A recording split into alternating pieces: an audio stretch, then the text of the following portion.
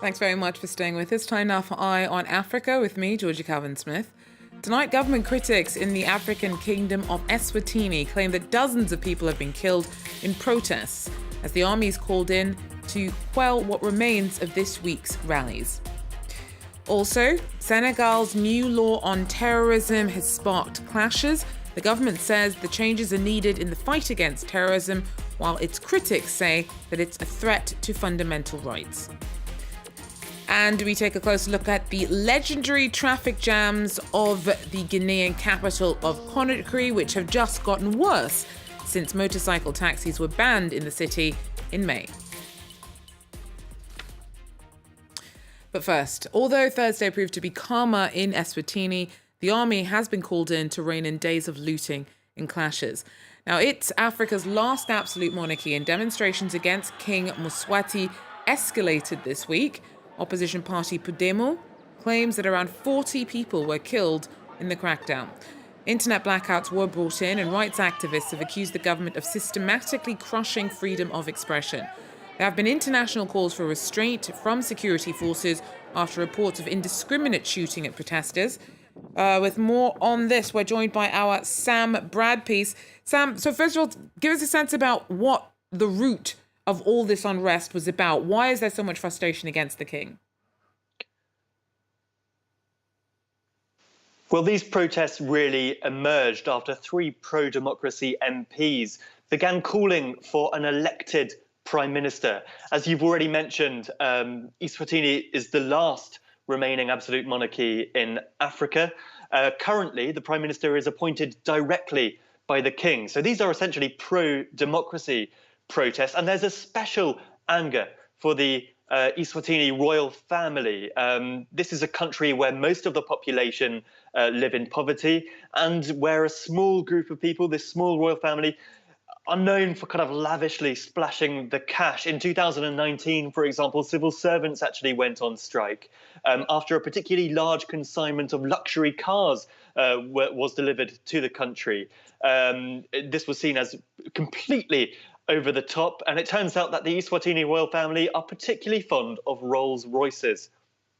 Now, it's a tiny country. Has there been much of a regional response to the unrest that we're seeing within it?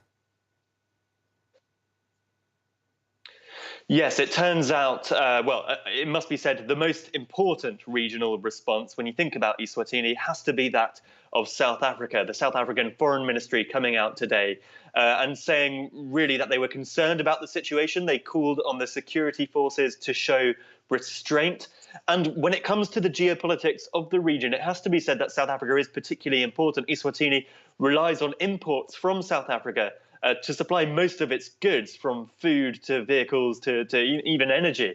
So South Africa potentially does have a role to play in kind of pacifying this situation, which, as you've already mentioned, has been particularly tense. Just the last point, the government of Eswatini, they've done everything they can in today's kind of government press statement to tar the protesters as thugs and terrorists. The protesters, of course, they're saying we just want democracy. Thanks very much. Our Sam Bradpiece there for us, reporting on the recent unrest in Eswatini, recently, until 3 years ago, known as Swaziland. Look now at some other news in brief. At least 10 people have been killed overnight into Thursday, the latest attack in the Congolese city of Beni, to be blamed on the ADF militia. Just hours later, there were small anti-government rallies in the neighborhood of Wangoma, where angry young people took to the streets carrying the body of one of the victims. The ADF is the deadliest of over 120 armed groups that terrorize communities in the east of the country. Beni has been hit repeatedly, and locals are growing increasingly frustrated. South Africa's top court has cleared President Cyril Ramaphosa of corruption charges. A 2019 report by the country's top ombudswoman had determined that he'd lied to Parliament about a donation to his 2017 campaign. On Thursday, the Constitutional Court upheld an earlier decision by the High Court that the original report of corruption was wrong. The outcome will be welcome by the government, as Ramaphosa has staked his reputation on rooting out graft. In Ethiopia, a critical aid route in the northern region of Tigray has gone after a bridge was destroyed. It's still not clear who was responsible for the attack on the Tekeze Bridge. The US has said that there may now only be left 1 out of 4 roads into the conflict-stricken area that are still passable, as one other is still seeing active fighting between federal troops and local Tigray forces, and the other is blocked by fighters from Amhara.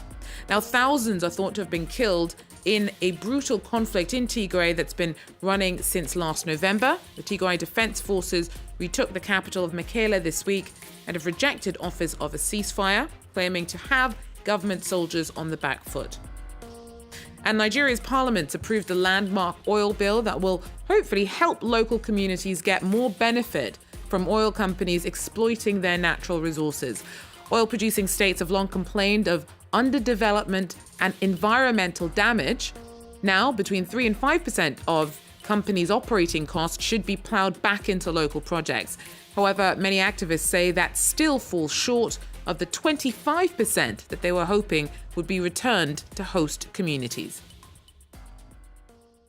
Now, the US will start shipping its first batch of donated COVID-19 vaccines to Africa this weekend. Last month, Washington pledged to send 500 million Pfizer doses to the world's 100 lowest income countries. Now, Africa is currently battling a surge in cases in a devastating third wave that's fueled by the Delta variant of the virus. The African Union's vaccine chief, meanwhile, has blasted Europe for not doing enough to support Africa's vaccine drive. The EU has vaccine factories. It has vaccine production centers across Europe. Not a single dose, not one vial, has left a European factory for Africa.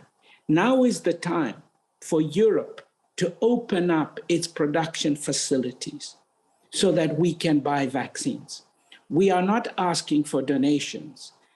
We have money to buy vaccines. Vaccines are not expensive, certainly not when it comes to the lives of our people. Well, in Senegal, a new law on terrorism that was voted in last week has sparked some unrest. The government has responded by saying that the changes will help in the fight against terrorism. Critics say that it is a threat to their fundamental human rights. Our team sent us this report. Renowned opposition activist King Mswati says he's determined to continue to fight. He was arrested last Friday and held for 24 hours for protesting against a new terrorism law. Critics say it undermines civil liberties. Aujourd'hui, en fait, c'est tout simplement la résistance qui est criminalisée. C'est pour tenter d'étouffer toute velléité de contestation des Sénégalais de la prochaine troisième candidature illégale et illégitime. Aujourd'hui, y compris les syndicats, les travailleurs en lutte pourront être qualifiés demain de terroristes. Opposition politicians have fiercely criticised Article 289, which introduces up to life imprisonment for serious disturbances of public order.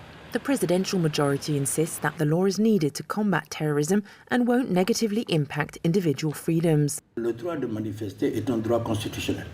Vous comprenez bien que dans la hiérarchie des lois, une loi ordinaire ne peut pas aujourd'hui modifier un droit constitutionnel. La liberté de manifester existe. Nous avons une opposition qui a l'habitude de s'opposer de façon systématique à toutes les mesures qui sont prises, soit par l'initiative de notre majorité, soit par le gouvernement. 3 months after Delhi riots were triggered by the arrest of opposition leader Ousmane Sonko, political tensions have once again soared. For this political analyst, dialogue remains the only way to avoid further escalation. Toutes les parties, l'opposition et le gouvernement ont intérêt à se retrouver autour d'une table, sinon nous pouvons aller vers des contestations encore plus fortes, des manifestations encore plus fortes, voire des violences. The controversial changes won't be brought into force until they're officially promulgated by the president. Now, it is almost impossible to escape the legendary traffic jams of the Ghanaian capital. And things have just got worse in Conakry since motorcycle taxis were banned in May. So more commuters are now forced to join the automobile fray to try and make it through the city. Our team tells us more. Taxi, en ville.